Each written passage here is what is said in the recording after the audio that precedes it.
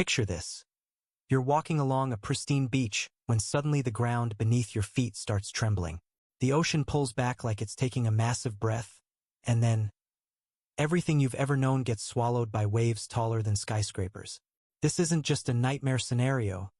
This might be exactly what happened to the most advanced civilization the world has ever seen. Hey everyone, welcome back to the channel.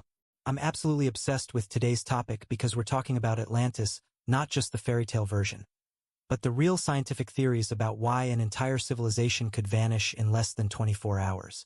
And trust me, the evidence we've uncovered will blow your mind. Before we dive in, smash that like button if you love mysteries as much as I do, and don't forget to subscribe because we post new mind-bending content every week.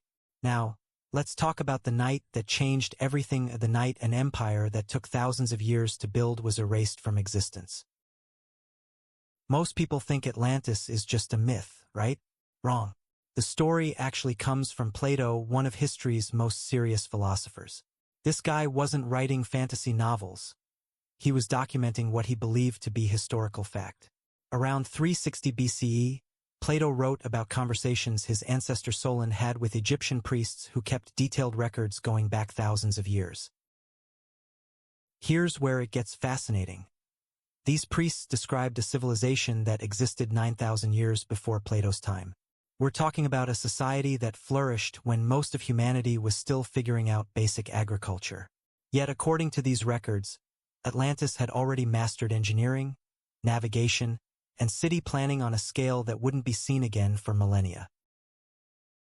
The location, somewhere beyond what the Greeks called the Pillars of Hercules, basically past Gibraltar out in the Atlantic Ocean. The Atlanteans had built their capital on a massive island, arranged in perfect concentric circles. Imagine looking down from the sky and seeing rings of land separated by rings of water, with bridges connecting everything like some kind of ancient Venice on steroids. But here's what really sets Atlantis apart from other ancient civilizations. Their technology was apparently off the charts. We're talking about hot and cold running water, massive temples covered in precious metals, and harbors that could accommodate ships from all over the known world. They had figured out metallurgy so advanced they were working with materials that modern archaeologists struggle to identify. The Atlanteans weren't just sitting pretty on their island paradise, either. They had conquered parts of Europe and Africa, establishing what might have been the world's first global empire. Their naval power was unmatched, and they had trade routes stretching across oceans that most civilizations wouldn't dare to cross. So what could possibly destroy such an advanced, powerful civilization overnight? Let's examine the theories, starting with the most obvious one: natural disasters. When Plato describes the destruction, he uses very specific language about earthquakes and floods. This isn't poetic metaphor. It sounds like eyewitness testimony passed down through generations. Theory number 1. A massive tsunami. Recent archaeological discoveries have shown us just how devastating these can be. The 2004 Indian Ocean tsunami killed over 200,000 people and completely reshaped coastlines. Now imagine a tsunami 10 times more powerful hitting a civilization that, despite their advances, had no modern warning systems or reinforced concrete buildings. But a regular tsunami wouldn't be enough to make an entire island disappear. For that, you'd need something much more catastrophic. Enter theory number 2, volcanic eruption. The Mediterranean region has a history of volcanic activity so violent it can literally make islands vanish. The explosion at Thera around 1600 BCE created tsunamis that traveled hundreds of miles and buried entire cities under ash. Here's where things get really interesting.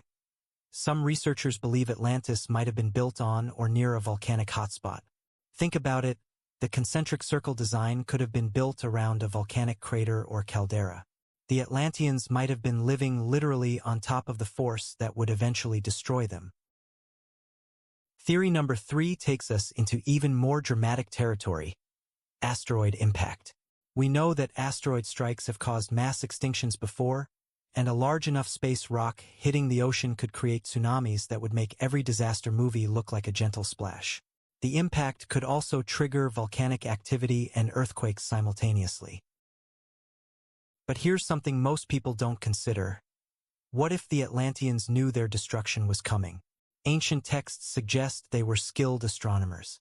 Maybe they saw the signs: unusual seismic activity, changes in animal behavior, or even astronomical observations that warned them of impending doom. This brings us to one of the most haunting aspects of the Atlantis story: the moral element. Plato describes how the Atlanteans became corrupt and aggressive over time. They went from being noble sea people to conquerors driven by greed and power. According to the story, the gods decided to punish them for their hubris. Now, I'm not saying divine intervention destroyed Atlantis, but there might be a practical explanation for this moral decline. As civilizations become more advanced and wealthy, they often become overconfident. Maybe the Atlanteans ignored warning signs because they believed their technology could overcome any natural disaster. Let's talk about the timeline for a moment. Plato specifically mentions that Atlantis was destroyed in a single day and night. This detail is crucial because it rules out gradual climate change or slow geological processes. Whatever happened to Atlantis was sudden, violent, and complete. Modern seismic research has shown us that the most destructive earthquakes can indeed unfold in a matter of hours. The 2011 earthquake in Japan triggered a tsunami that reached inland areas within 30 minutes. But even that disaster, as devastating as it was, didn't make entire landmasses disappear. For an island the size Plato describes to vanish completely, you'd need what geologists call a catastrophic subsidence event. This is when the ground literally collapses into underwater caverns or magma chambers. It's rare, but it has happened in recorded history. And when it does, entire sections of coastline can drop below sea level in hours. Recent underwater archaeology has given us new tools to search for evidence of Atlantis. Sonar mapping, underwater drones, and satellite imagery have revealed dozens of submerged structures around the world. Some of these discoveries show clear signs of human construction: walls, roads, and building foundations that are now hundreds of feet underwater. One of the most compelling pieces of evidence comes from the Mediterranean Sea, where researchers have found massive stone structures arranged in geometric patterns. These formations show signs of sophisticated engineering and are located in areas that would have been above sea level during the time period Plato described. But here's the thing that really gets me excited. We're finding similar evidence in multiple locations. There are underwater ruins off the coast of Spain, submerged cities near Japan, and mysterious stone formations in the Caribbean. What if Atlantis wasn't just one city, but a network of advanced settlements connected by their maritime culture? The Caribbean theory is particularly fascinating because the geology there is perfect for the kind of catastrophic destruction Plato describes. The region sits on multiple tectonic plates, has active volcanic systems, and experiences frequent seismic activity. A major earthquake could easily trigger the kind of massive landslide that would send an island to the ocean floor. DNA evidence is also starting to paint an interesting picture. Genetic studies of ancient populations show that there were sophisticated maritime cultures spreading across the Atlantic much earlier than traditional archaeology suggests. These seafaring peoples had the technology and knowledge to build the kind of advanced civilization Plato describes. Climate data adds another piece to the puzzle. Ice core samples and geological records show that around 11,000 years ago, right when Atlantis supposedly existed, the Earth was experiencing dramatic climate changes. The last ice age was ending, sea levels were rising rapidly, and weather patterns were incredibly unstable. Think about it. You have a civilization that's built their entire society around being a maritime power, and suddenly the ocean levels are changing unpredictably. Coastal cities that had been safe for generations would find themselves increasingly vulnerable to storms and flooding. The psychological impact of living through constant natural disasters would have been enormous.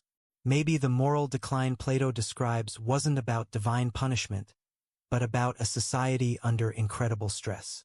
When people are constantly facing existential threats, they often become more aggressive and desperate. Here's what I think really happened. Atlantis was a real civilization, probably composed of multiple advanced settlements across the Atlantic and Mediterranean.